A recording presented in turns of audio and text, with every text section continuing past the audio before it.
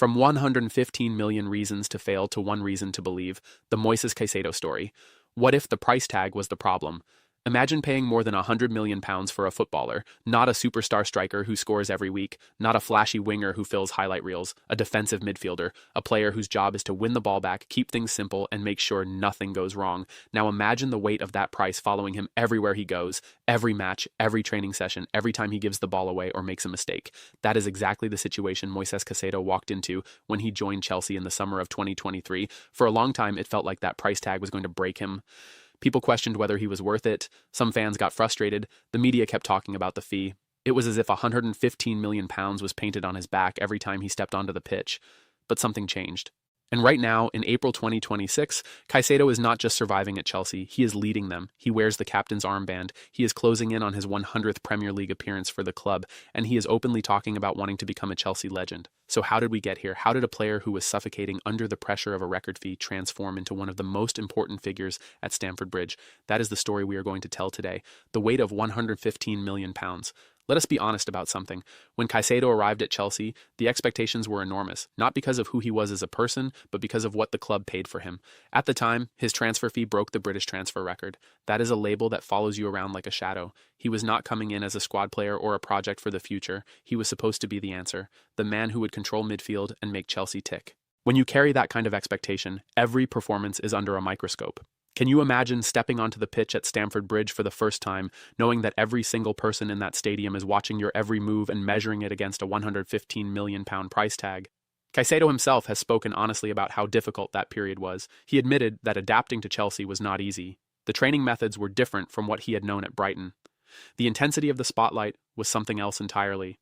Brighton had been his home, a place where he could grow without the whole football world watching every breath he took. Chelsea was a different beast.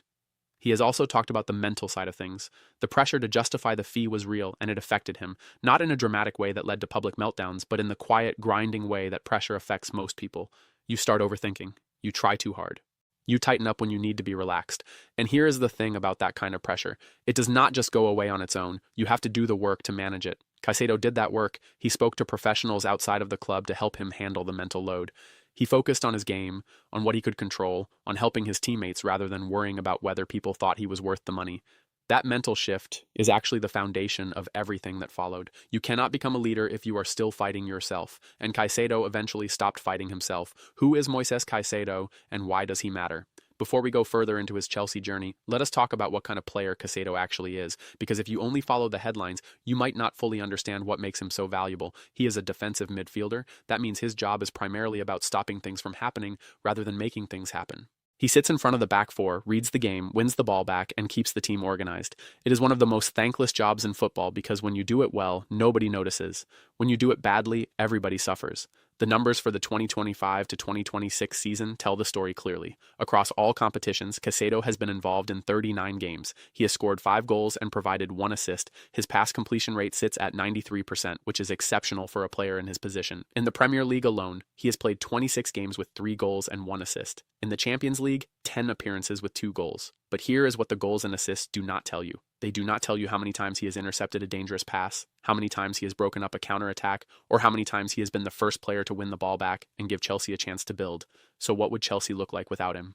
The answer, based on what we have seen this season, is messy and vulnerable. He leads the Premier League in tackles and interceptions. That is not a small thing. That means out of every defensive midfielder in the entire top flight of English football, Caicedo is the one doing the most work to win the ball back. He is the engine in the basement that keeps the whole machine running. His manager has described him as the balance in midfield. That word is perfectly chosen. When you watch Chelsea play and things flow smoothly, when they keep possession and transition quickly, a lot of that is because Caicedo is doing his job in the spaces that cameras do not always follow. He is the reason Chelsea can play the way they want to play. Growing under the managers, from Maresca to Rosenior. One of the most important parts of Caicedo's evolution at Chelsea has been the relationship with his managers. He came into the club under a period of significant change. Chelsea were going through multiple managerial changes and building a new identity. That kind of instability can derail a player who is already finding their feet. Under Enzo Maresca, Caicedo started to find clarity. Maresca gave him responsibility. He trusted him with the ball, trusted him to make decisions, and trusted him to be the anchor of the midfield. That trust matters more than people realize. When a manager shows that kind of faith in a player, it gives them permission to play with confidence rather than fear. Caicedo has credited Maresca with helping him feel more comfortable at the club. He said that under Maresca, he started to understand his role more clearly and felt like he was genuinely important to the team. That sense of importance is what unlocks a player. It is the difference between performing and thriving. Think about your own life for a second. Have you ever had a manager or a boss who really believed in you and made you feel like your contribution mattered? Do you remember how differently you worked when you felt that trust? Now, under Liam Rosenior, that development has continued. Rosenior has kept Caicedo central to everything Chelsea do. The system is built around his ability to protect the defense and recycle possession, and Caicedo has responded by taking on even more responsibility, including the captaincy. The progression from a player struggling with pressure to a player being trusted with the captain's armband tells you everything about how the coaching staff view him. This is not a temporary arrangement or a reward for a good run of form. This is the club saying that Caicedo is one of the people we build our future around. The captain's armband. A new chapter. There is something powerful about the moment a player is handed the captain's armband for the first time. It is not just about wearing a piece of fabric on your arm. It is about the trust of the manager, the respect of the dressing room, and the responsibility to lead not just by playing well, but by setting an example. Caicedo has captained Chelsea multiple times this season in the absence of Reece James, the club's regular captain, and on April 12, 2026, he is expected to lead Chelsea as captain in what is arguably their most important Premier League fixture of the season against Manchester City. Think about what that means. The player who came in as a record signing under enormous pressure, who struggled to adapt, who had to work with outside professionals just to manage the mental weight of his fee, is now the man Chelsea trust to lead them into a top-of-the-table battle against one of the best teams in the world. Is that not one of the great stories of modern English football? What is interesting about how Caicedo leads is that it fits his character. He is not loud. He is not the type to give big speeches or dominate the pre-match team talks with thundering words. Former Chelsea star Claude Makélélé, who defined that exact midfield role for Chelsea in a legendary era, has praised his leadership style specifically. Makélélé noted that Caicedo leads by taking responsibility during games. He does not hide. He does not pass the pressure on to someone else. When Chelsea needs someone to step up and make a big tackle or drive forward with the ball, Caicedo is the one doing it. That kind of leadership, leading through actions rather than words, is often the most respected kind in football dressing rooms. Players know when someone is putting their body and reputation on the line every week, you cannot fake it, and Caicedo is not faking it. What the numbers actually tell us. We touched on the stats earlier, but let us go deeper because the numbers for this season are genuinely impressive when you look at them in context.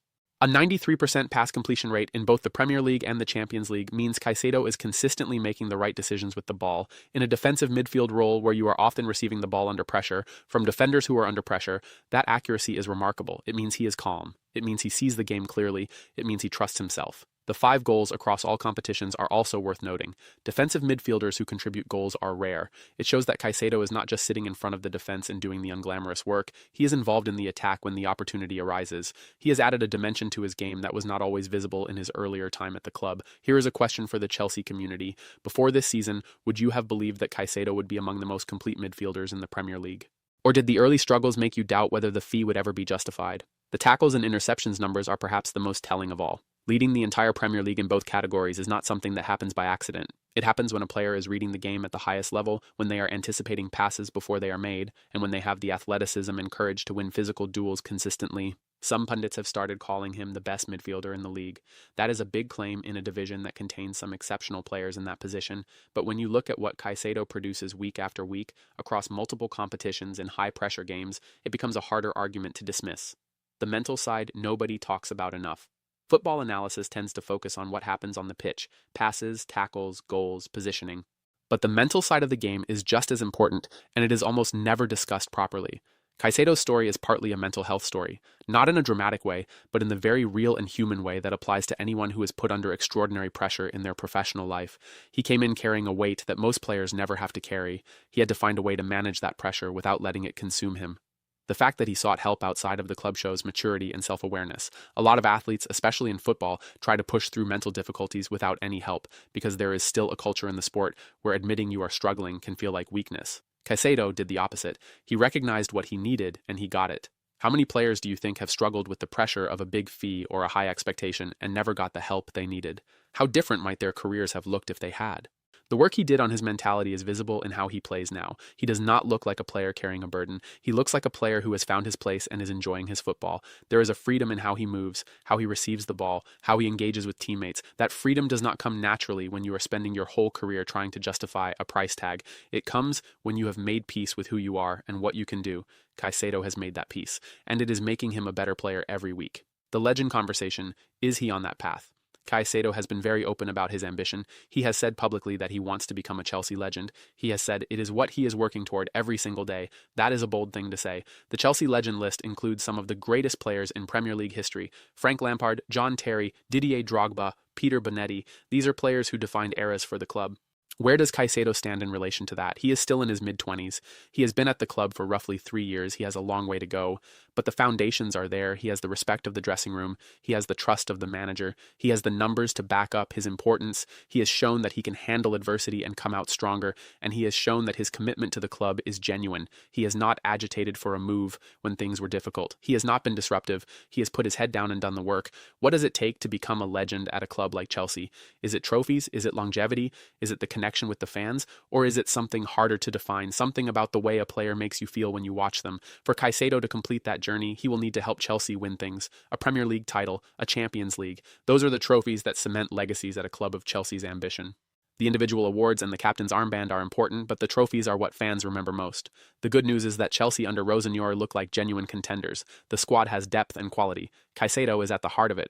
If he can stay fit, keep performing at this level, and help Chelsea bring silverware back to Stamford Bridge, the legend conversation will not feel so distant. What Chelsea fans should feel right now: if you are a Chelsea supporter, the Caicedo story should give you a lot of reasons to feel good. Not just because of the stats or the captaincy, but because of what his journey represents. It represents the club making a decision, sticking with a player through difficult times, and being rewarded with one of the most important players in the squad. It would have been easy to sell him when the pressure was at its peak and the returns felt limited. Chelsea did not do that. And now they have a player who is grateful, committed, and performing at the highest level. It also represents something about the culture at the club. When you have a player like Caicedo who works hard, stays humble, and leads by example, it sets a tone for the rest of the dressing room. It tells the younger players that consistency and commitment matter.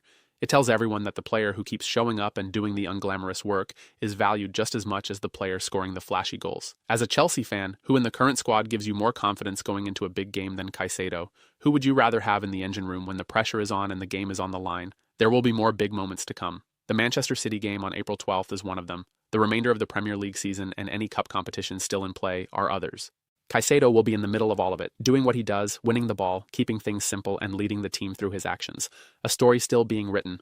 Moises Caicedo arrived at Chelsea as the most expensive defensive midfielder in British football history. He carried that weight for a long time. It showed in his play. It showed in his interviews. You could see that the price tag was sitting on his shoulders and making everything harder than it needed to be.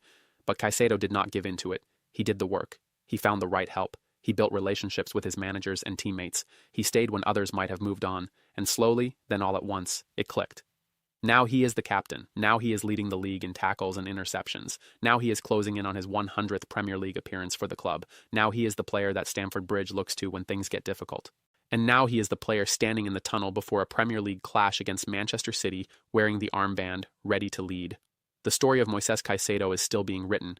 The legend chapter has not started yet, but everything that has happened so far tells you that when it does, it is going to be worth reading. What do you think?